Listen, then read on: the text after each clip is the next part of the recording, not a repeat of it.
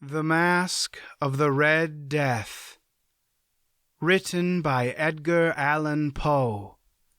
Read by Tyler J. Haugen. The Red Death had long devastated the country. No pestilence had ever been so fatal or so hideous. Blood was its avatar and its seal, the redness and the horror of blood. There were sharp pains and sudden dizziness, and then profuse bleeding at the pores with dissolution.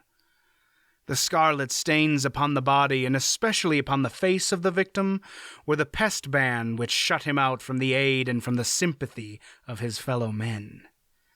And the whole seizure, progress, and termination of the disease were the incidents of half an hour. But the Prince Prospero was happy and dauntless, and sagacious. When his dominions were half depopulated, he summoned to his presence 1,000 hale and light-hearted friends from among the knights and dames of his court, and with these retired to the deep seclusion of one of his castled abbeys. This was an extensive and magnificent structure, the creation of the prince's own eccentric yet august taste. A strong and lofty wall girdled it in. This wall had gates of iron. The courtiers, having entered, brought furnaces and massy hammers and welded the bolts. They resolved to leave means neither of ingress nor egress to the sudden impulses of despair or of frenzy from within. The abbey was amply provisioned. With such precautions, the courtiers might bid defiance to contagion. The external world could take care of itself. In the meantime, it was folly to grieve or to think. The prince had provided all the appliances of pleasure. There were buffoons, there were improvisatori, there were ballet dancers, there were musicians, there was beauty, and there was wine. All these and security were within. Without was the Red Death. It was towards the close of the 5th or 6th month of his seclusion, and while the pestilence raged most furiously abroad, that the Prince Prospero entertained his 1,000 friends at a masked ball of the most unusual magnificence. It was a voluptuous scene, that masquerade. But first let me tell of the rooms in which it was held. These were 7, an imperial suite. In many palaces, however, such suites form a long and straight vista, while the folding doors slide back nearly to the walls on either hand, so that the view of the whole extent is scarcely impeded. Here the case was very different, as might have been expected from the Duke's love of the bizarre. The apartments were so irregularly disposed that the vision embraced but little more than one at a time. There was a sharp turn at every 20 or 30 yards, and at each turn a novel effect. To the right and left, in the middle of each wall, a tall and narrow Gothic window looked out upon a closed corridor which pursued the windings of the suite. These windows were of stained glass, whose color varied in accordance with the prevailing hue of the decorations of the chamber into which it opened. That at the eastern extremity was hung, for example, in blue, and vividly blue were its windows. The second chamber was purple in its ornaments and tapestries, and here the panes were purple. The third was green throughout, and so were the casements. The fourth was furnished and lighted with orange, the 5th with white, the 6th with violet. The 7th apartment was closely shrouded in black velvet tapestries that hung all over the ceiling and down the walls, falling in heavy folds upon a carpet of the same material and hue. But in this chamber only, the color of the windows failed to correspond with the decorations. The panes here were scarlet, a deep blood color. Now in no one of the 7 apartments was there any lamp or candelabrum amid the profusion of golden ornaments that lay scattered to and fro or depended from the roof. There was no light of any kind emanating from lamp or candle within the suite of chambers. But in the corridors that followed the suite, there stood, opposite to each window, a heavy tripod bearing a brazier of fire that projected its rays through the tinted glass and so glaringly illumined the room. And thus were produced a multitude of gaudy and fantastic appearances.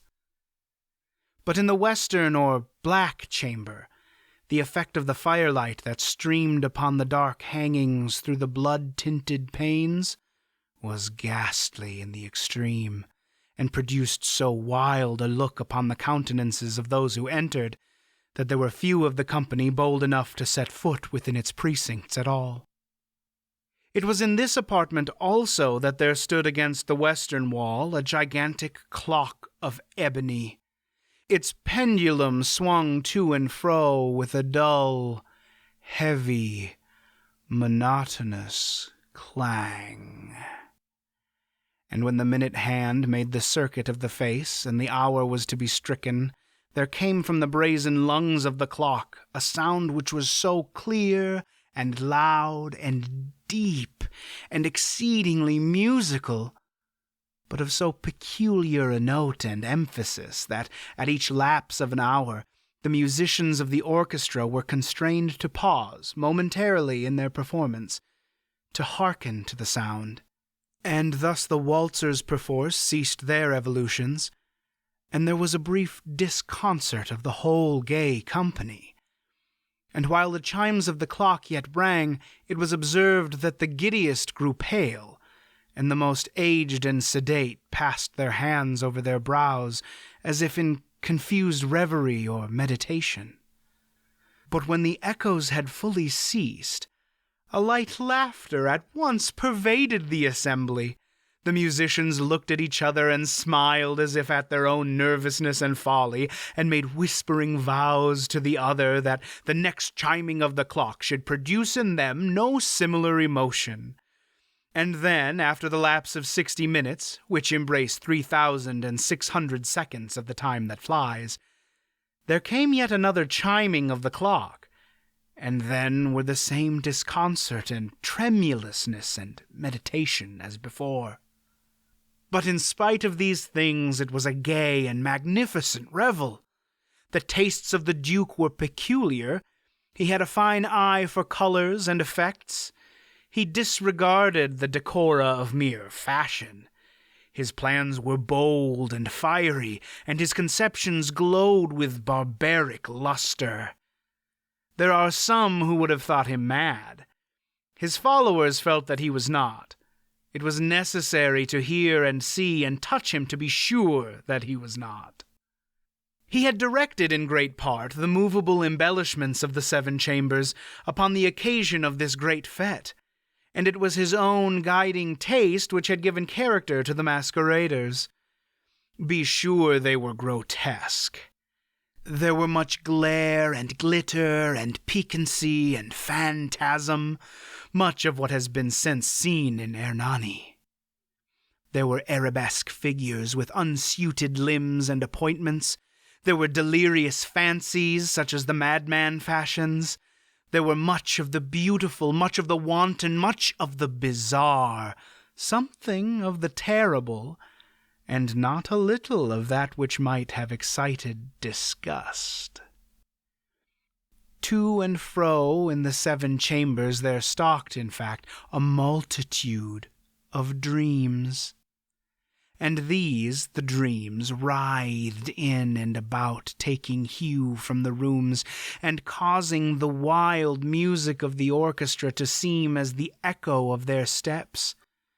And anon there strikes the ebony clock which stands in the hall of the velvet, and then, for a moment, all is still, and all is silent, save the voice of the clock.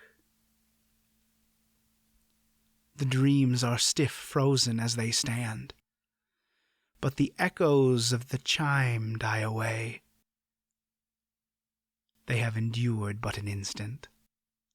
And a light, half-subdued laughter floats after them as they depart, and now again the music swells, and the dreams live and writhe to and fro more merrily than ever, taking hue from the many-tinted windows through which stream the rays from the tripods.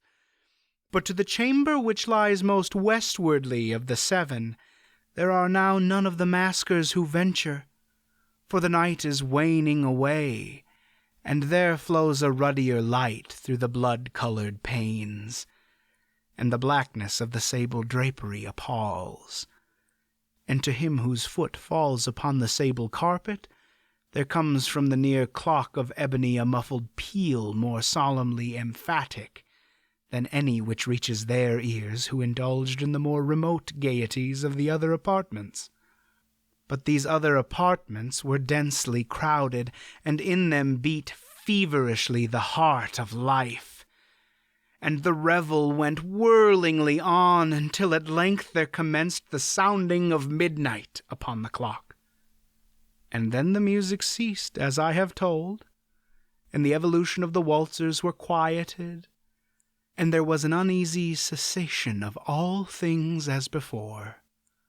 But now there were 12 strokes to be sounded by the bell of the clock. And thus it happened, perhaps, that more of thought crept, with more of time, into the meditations of the thoughtful amongst those who revelled.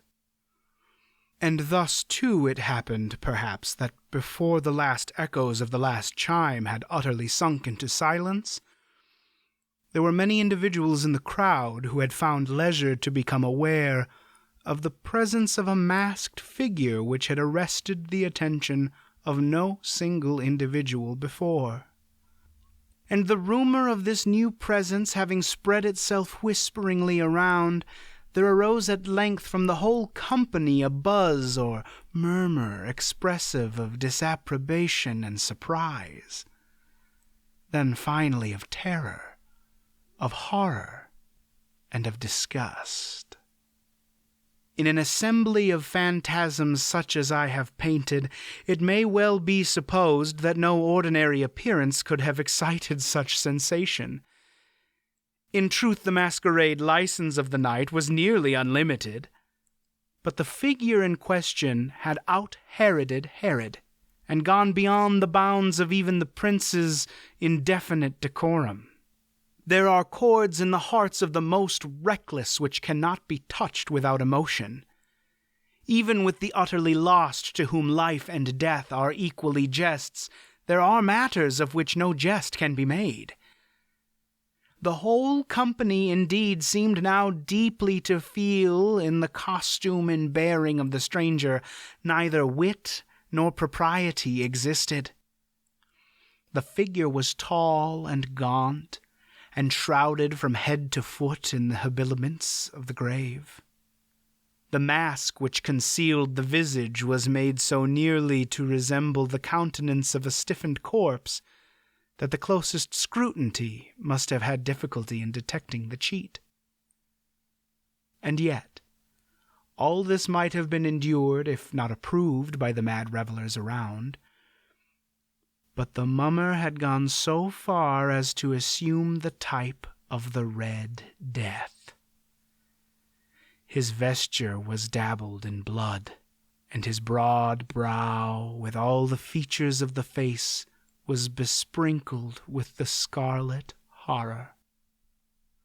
When the eyes of the Prince Prospero fell upon this spectral image, which with a slow and solemn movement, as if more fully to sustain its role, stalked to and fro among the waltzers, he was seen to be convulsed, in the first moment with a strong shudder either of terror or distaste, but in the next his brow reddened with rage. "Who dares," he demanded hoarsely of the courtiers who stood near him, "who dares to insult us with this blasphemous mockery? Seize him and unmask him, that we may know whom we have to hang at sunrise from the battlements." It was in the eastern or blue chamber in which stood the Prince Prospero as he uttered these words. They rang throughout the 7 rooms loudly and clearly, for the prince was a bold and robust man, and the music had become hushed at the waving of his hand. It was in the blue room where stood the prince with a group of pale courtiers by his side. At first, as he spoke, there was a slight rushing movement of this group in the direction of the intruder, who at the moment was also near at hand, and now, with deliberate and stately step, made closer approach to the speaker. But from a certain nameless awe with which the mad assumptions of the mummer had inspired the whole party, there were found none who put forth hand to seize him, so that unimpeded he passed within a yard of the prince's person. And while the vast assembly, as if with one impulse, shrank from the centers of the rooms to the walls, he made his way uninterruptedly, but with the same solemn and measured step which had distinguished him from the first, through the blue chamber to the purple, through the purple to the green, through the green to the orange, through this again to the white, and even thence to the violet, ere a decided movement had been made to arrest him. It was then, however, that the Prince Prospero, maddening with rage and the shame of his own momentary cowardice, rushed hurriedly through the 6 chambers, while none followed him on account of a deadly terror that had seized upon all. He bore aloft a drawn dagger, and had approached in rapid impetuosity to within 3 or 4 feet of the retreating figure, when the latter, having attained the extremity of the velvet apartment, turned suddenly and confronted his pursuer. There was a sharp cry, and the dagger dropped gleaming upon the sable carpet, upon which instantly afterwards fell prostrate in death the Prince Prospero. Then, summoning the wild courage of despair, a throng of the revelers at once threw themselves into the black apartment, and seizing the mummer, whose tall figure stood erect and motionless within the shadow of the ebony clock, gasped in unutterable horror at finding the grave cerements and corpse-like mask, which they handled with so violent a rudeness, untenanted by any tangible form. And now was acknowledged the presence of the Red Death. He had come like a thief in the night, and one by one dropped the revelers in the blood-bedewed halls of their revel, and died each in the despairing posture of his fall. And the life of the ebony clock went out with that of the last of the gay, and the flames of the tripods expired, and darkness and decay and the Red Death held illimitable dominion over all. Thank you for listening to The Masque of the Red Death, written by Edgar Allan Poe, read by Tyler J. Haugen. If you'd like to hear more recordings from a couple of Struggle Studios, please subscribe to the channel and click the bell for notifications.